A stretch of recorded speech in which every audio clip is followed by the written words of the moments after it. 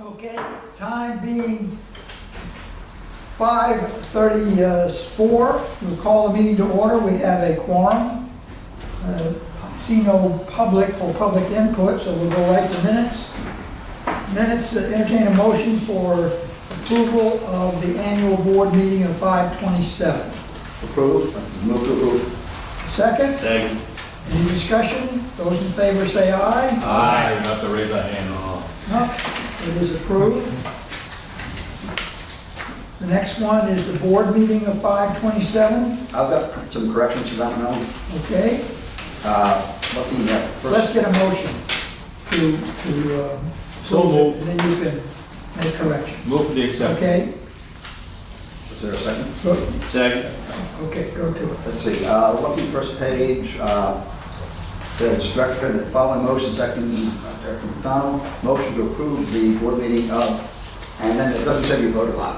So you need to add another sentence there. No, it says motion passed unanimously down below. Isn't that a separate item? One's a board meeting and the next is low bidder form. It's ambiguous then, because I wasn't sure quite how, Where were you? about 2/3 of the way down the first page. Minutes, the 422 board meeting, approve the minutes, and then there's comment, Alan, low bidder form be affixed to. Is that part of the minutes? It is. Chairman Clever had requested to have the breakout attached to the official copy. Okay, all right, so that is all. Supposed to be for the Okay. official copy Yes, only. yes. Okay, so that's all. Yeah, that takes care of that. Okay. The other is I'm just plain confused. This is the executive director report. The very first bullet, we're talking pipeline phase 1, as of the date of this report, 1,500 linear feet of pipe can be added to the 2,400. Is that 2,400 that's already installed? Could you add a word or two there to clarify what that means?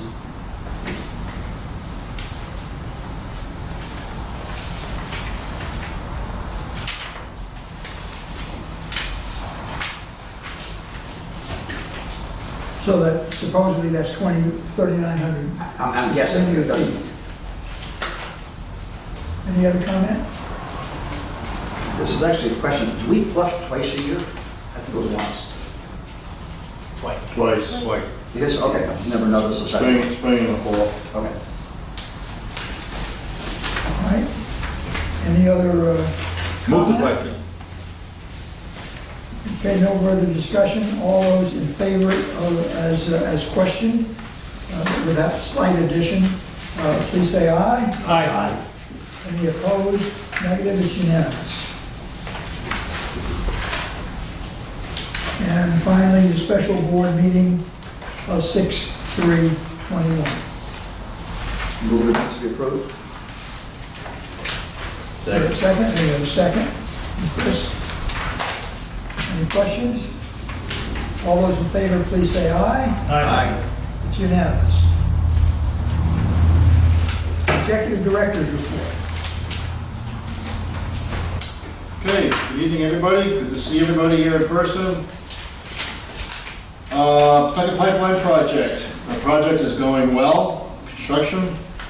Got about 4,000 feet in, which represents almost 50% of the pipeline. They've installed from the Knights of Columbus in Pawtucket Avenue through the Village Green Apartment Complex, terminating at Citizens Bank. They've also gone all the way up the length of Elder Avenue in East Providence, and they're not currently working in Wampanoag Trail.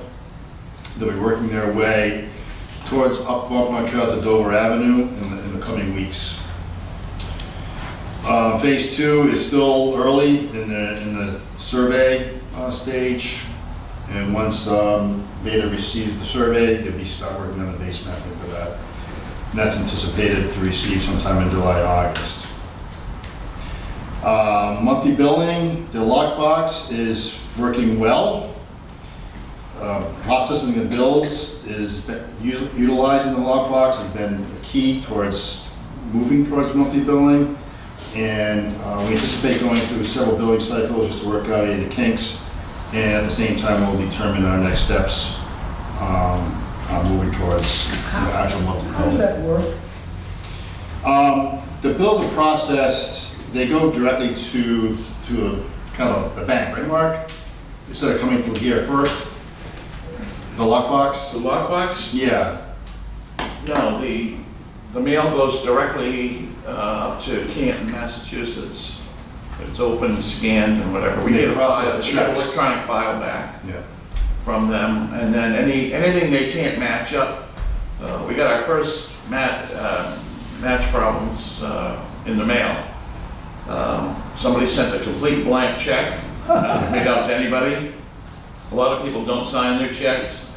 No paste, no stub or account number on there. But the same things we get here Yeah. usually, so they clean that up. So I think it was like only about 2% rejects or something like that. So the checks come here and then we bundle them and send them up there? No, the checks. Oh, no, the when checks you go get your bill, directly? it says mail to Bristol County Water Authority, P.O. Box, something, Canton, Massachusetts. Gotcha, okay. And that's a box number specifically for us at, it would be Webster, something to do with Webster Bank. Okay. Do we have to physically It's chase, working clean so far, so. That's we good. have to physically chase the people and say, here, sign this, you forgot to Well, sign? we have people saying they were afraid to mail it to Massachusetts. I can understand that. But they still sent it, The what? but they still mailed it. Didn't sign it. Yeah, well, sometimes if they haven't signed the check, sometimes we put it through here anyway. Oh, I thought, just You curious. know, and because when you electronically scan it here, it really doesn't pick up the signature. Oh. So all the checks here are scanned anyway, but they review them for, you know, we'd never write an amount in or anything. But when we scan them, all the checks that come here go through a scanner. We don't manually put them in. So it goes like ting, ting, ting, ting, ting, it scans them in. All it needs is an amount, the code for your checking account, Right. and the code for the bank. So it picks up those three things on the scan, then it creates a file. Once here, then we send it to the bank. Gotcha. We send that file to All the right. bank. But the lockbox sends the file back to us. Well, it actually goes to the bank, just like Banco. So if you pay by your bank directly, Right? that file. So we've got a lot of these things automated now that work pretty well. I'm And it's just- presuming that that's done because it's gonna save us processing money, time. It saves a step, you can process a lot more. Okay. Yeah. we're still gonna have the walk-up business and whatever, Right. but it helps, you know, they can spend, it still takes some time to process the file. Because sometimes the readers don't pick up the right amount. So we'll get a total, on a Monday, there could be 300 checks. And then if the total doesn't match or whatever, then they go through one by one, look at how to read. All right. People sometimes write messy or you can barely read what they write, so that you compare it to the stub usually. But Okay. it's getting all anticipation of monthly billing. So, you know, that we can kind of see that at some point. Gotcha. George? Yeah, I know there are many considerations for monthly billing, but along the way, I recall that at some point a study was going to be done, or something was going to be done, to consider whether or not, which one was more feasible, monthly billing or quarterly billing. Has that type of study ever been done, and if Yes. so, what were the results? We started that, and I think we talked briefly about that. And we did estimate the cost. There is a significant cost to Right. go to monthly billing. I think we figured maybe $250,000 a year in additional postage, printing costs. So instead of doing 6,000 checks a month, we're doing 18,000, bills. We're doing 18,000 bills a month. So you basically triple your postage costs, which is one of your big costs. And the company that sends out the bills, that triples that cost as well. Would we consider then going to an option for it's all online, deliver your bill online?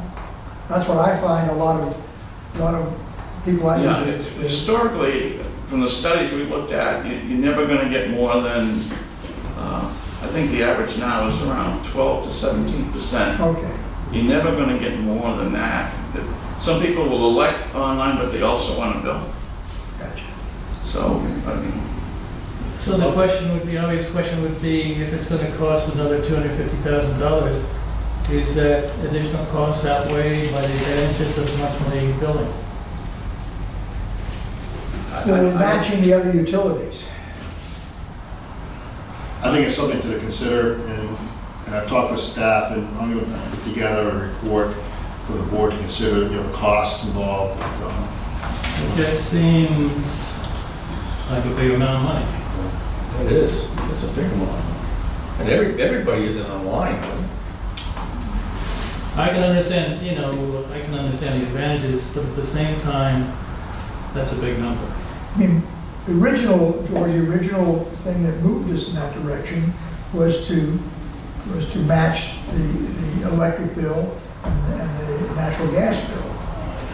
I understand all that, but I'm just There are a lot of stating people. that we should consider that amount of money and whether or not that's the best financial decision for the organization.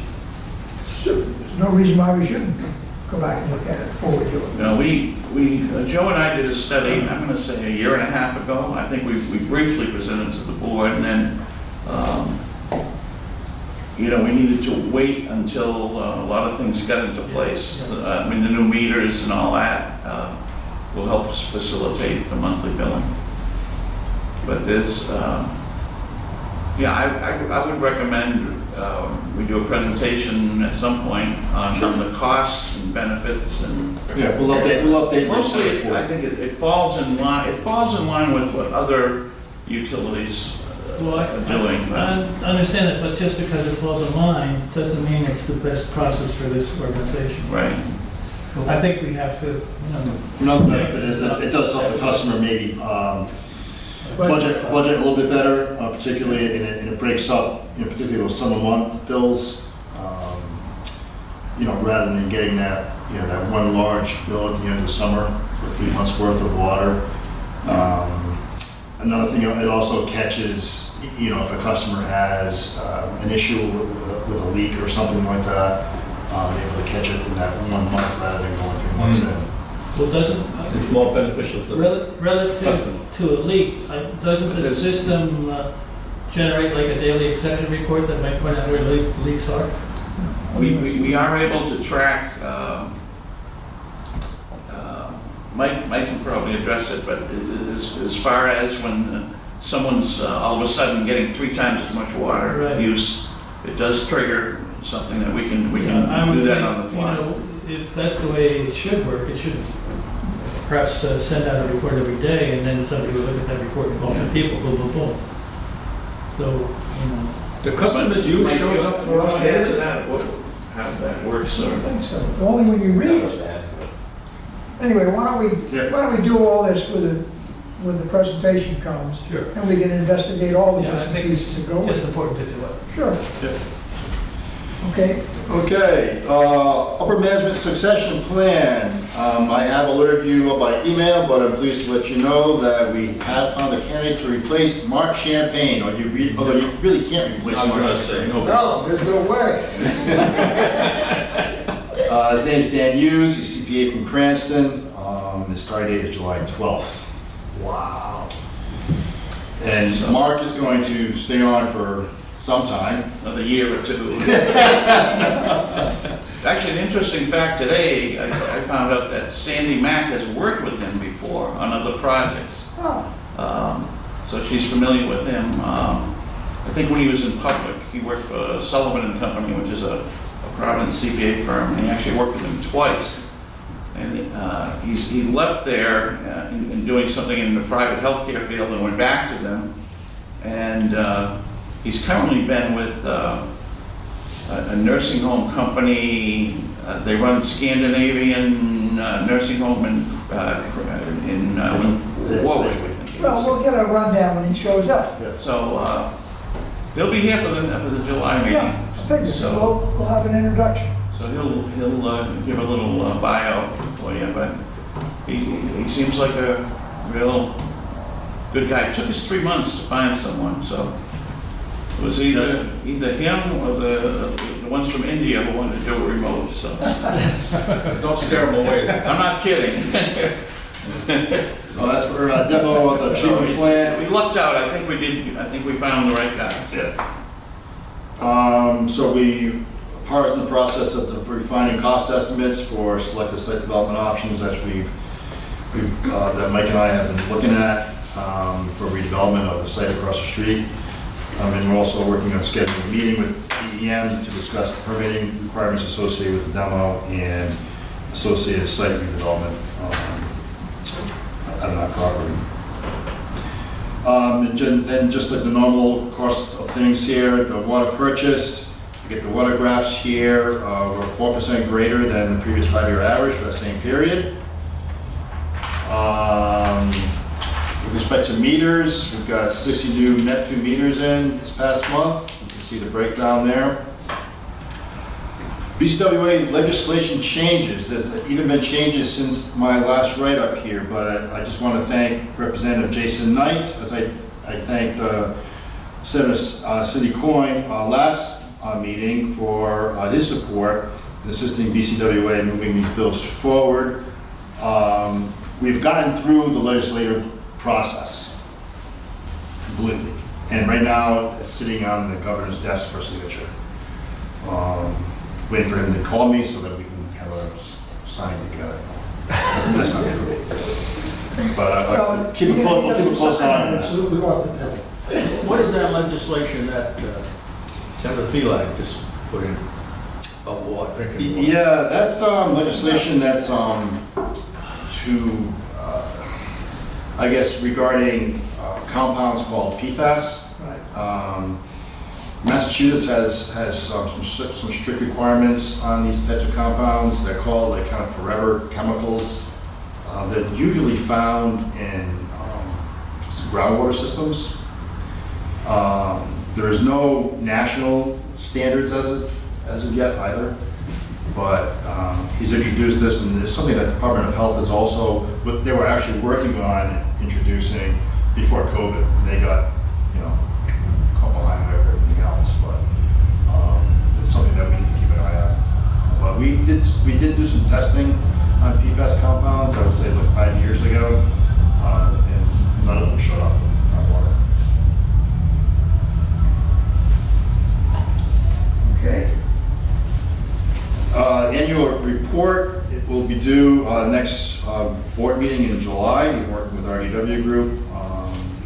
The last piece is the audit, which we just recently sent to them to incorporate that into the report. Our water quality report was recently finalized. It's included within your packet. This is a DOH requirement. Kind of lists all the things that we test for. It's almost kind of like a informational brochure type pamphlet, and we also do work that we're also doing on the system when we put that out. We sent out postcards to all our customers, learning how they can find this on the website. We also provide pamphlets at all the town halls and libraries as well. One item that had come up, as you know, was the use of the state NPA. This issue had come up when Randy was researching a new phone system, and Cox Communications had questioned our ability to use the NPA. And initially the state purchasing offices agreed with Cox. With the help of Attorney Pio, we crafted a letter. It was very, I think, instrumental, and as an outcome, we got a response almost within a week after we sent that letter. It's because we didn't put my name on it, we put your name on it. We thought it best not to involve the attorney's name. Yes. I concur to that. But we came back, we got an email saying that, well, yeah, you're right, BCWA is an eligible entity to make purchases utilizing the state NPA. We buy trucks that way, right? we've been doing it historically for a long, long time. Right. So, as a result, I know Randy's has recontacted Cox and their price dropped more than half. That's right. Which Right? is so fitting, because they're the ones who got us dinged off the list. Right.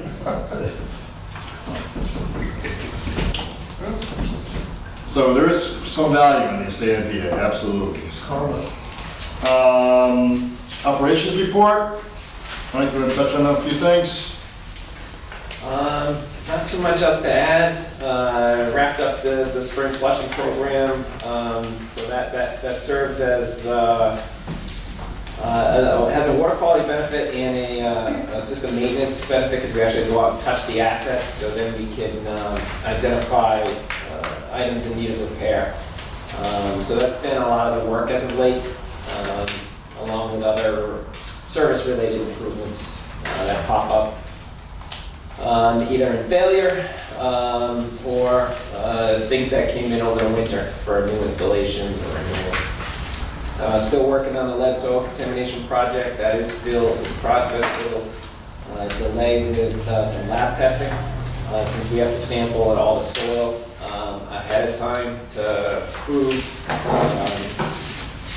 that everything we're bringing in is below exposure criteria as defined by DEP. So hopefully we can get that back going. The lift, we hope to have that breaking ground pretty soon. That is seeing delays like most of the industry now with lead times. The lift itself, originally when we were looking at it, was about a 6 to 8 week. Right now it's about 12 weeks. We hope it stays around that level, and if so, we'll break ground in the next couple of weeks. This is the larger size. It's basically gonna mimic what's there. It's gonna serve the same function. It will have a hardened enclosure. Yeah, but I thought that Bob brought to our attention that if you're evacuating someone on an ambulance or That was the last procurement that came in just shy of $1 million, and that did not move forward. So Okay. the project itself was rescoped to mimic what was there. So it's not a full-fledged elevator like that design was. Gotcha. That was the full load. Okay, And other than that, we're just busy preparing to put pipe in or putting pipe in. So we have the map of the progress to date. We also have a little web link there with periodic updates that we publish to the website of the Pawtucket pipeline. And we'll try to do similar for other pipelines as they go. thank you. And in Superior Engineering Report, well, it hasn't been much change from last month. Basically, we had a pre-construction meeting today, actually, with the Ambra in advance of their project in Bristol. To say, Sue, as you saw, put together a really nice press release on the projects in Bristol. It was nice that they actually published it. But yeah, because we are going to have quite a bit of work going on, particularly on Metacom Avenue, so it's important to get that information out in advance of the work. But the Ember is not going to be working on Metacom Avenue until August, so it will be on 4th of July. Believe me, somebody's gonna say, why didn't you tell us about this? Yeah, well, yeah.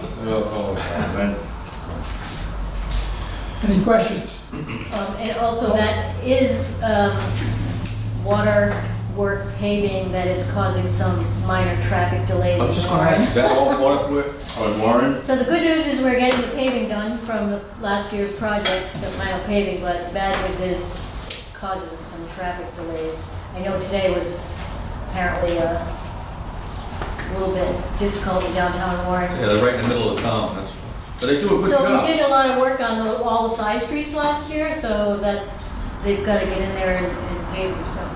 But they should be done, they said next week, so. And I have to say though, I mean, our staff here works very well with the town officials. And even the work that they did on Main Street, we listened to the town's concerns before we actually moved forward with the work. Very good. Thank you. Financial report. Okay. I think everybody received their net statement in the packets. You did. And I described briefly, nothing out of the ordinary. We're actually very close to where we were last year. Consumption's down a little bit, so not enough. 3 months is not a good trend, but the summer will tell us where we're headed. Good. And if that goes down a bit. But I expect, in talking to everybody, that the consumption will go back to the pre-COVID numbers, where everybody's gonna be back in school, or back at work, most people, that they won't be at home. And depends if we have a dry summer or a wet summer, that's big. That can cause hundreds of thousands of dollars in difference for us. The pension trust, next week's the last week of the pension year.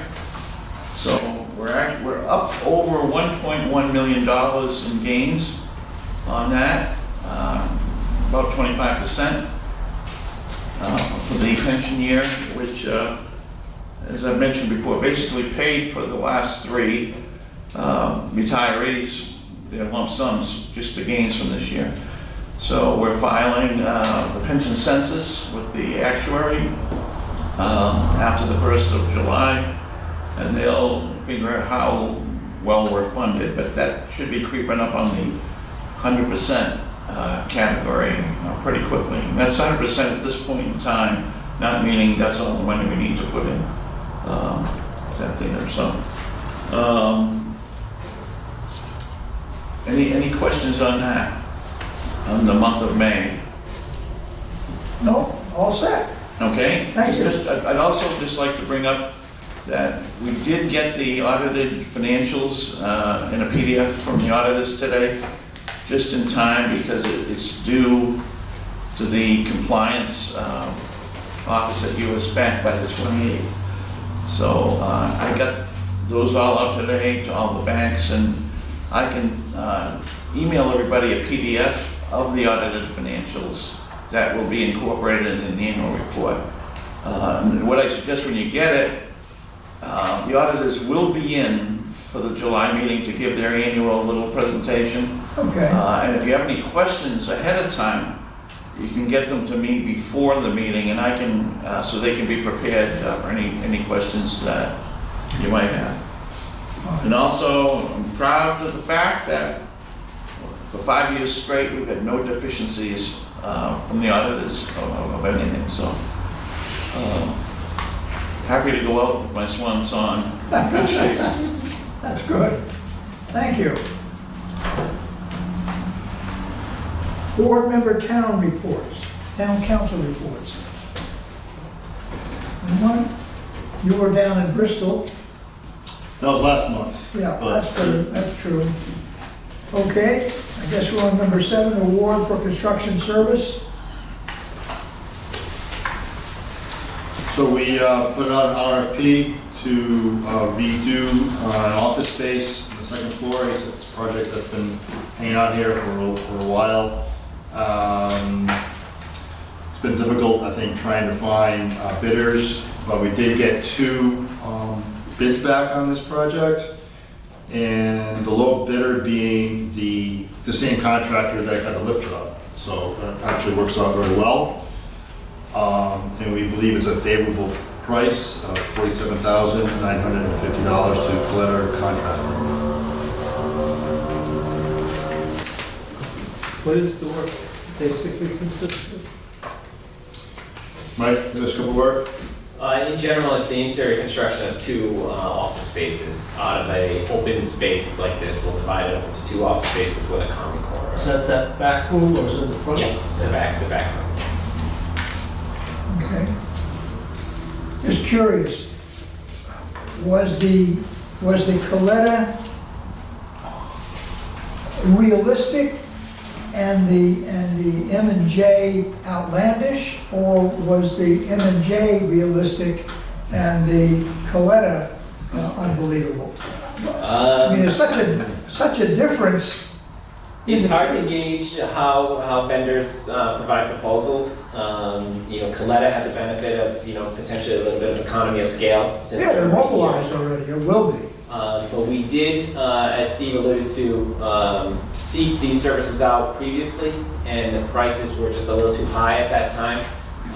And they were more in line with the M&J price. So that may be more reflective of the actual cost, and Coletta may have just tried to get extra work. But, No, look at it's your under- course. Yeah. So you want a motion not to exceed 50, Yes. 57, We'll 540? have a 20% project contingency, so an overall project budget of 57,540. And it's noted that we do have approved funding in the capital budget of $70,000 for this. Okay, so entertain that motion. Tom, and you seconded, you have a question? No. Okay, any questions, comments? Let's do it, all those in favor, please say aye. Aye. Where's Anyone Coletta from? opposed? No, all unanimous. They live locally, their office is out of Seacon. Son lives in Warren, the father lives in Barrington, I believe. Oh, the ratepayers. Yeah. Unless they live in Towison. Procurement of a, what does SCAG stand for? That is a brand. Oh, okay, thought it was an acronym. All right. So a new mower to replace one that's tired. Replace aging equipment. And we did utilize the state MPA, but we did get quotes from 3 companies that are on that state MPA that do provide this type of equipment. And the low bidder was EdMat Equipment, and they're also providing a small amount of trade-in for the current mower. For a total cost of $8,269.20. Move second. Second. Any questions or comments? Hearing none, all those in favor, please say aye. Aye. Opposed? No, it's unanimous. Thank you. All right. We're going to move into executive session. I'll entertain a motion to move into executive session for litigation, North Farm. It's Rhode Island General Law 42465A2. Similar litigation with Providence Water Supply Board. 42465A2, investment of public funds on the pipeline. 42465A7, litigation with Kickamuit Dam removal, 42465A2, and to deal with executive session minutes. So moved. So moved, a second. Raise your hand if you are ready to go. And by hand, it is unanimous. We'll stop the meeting for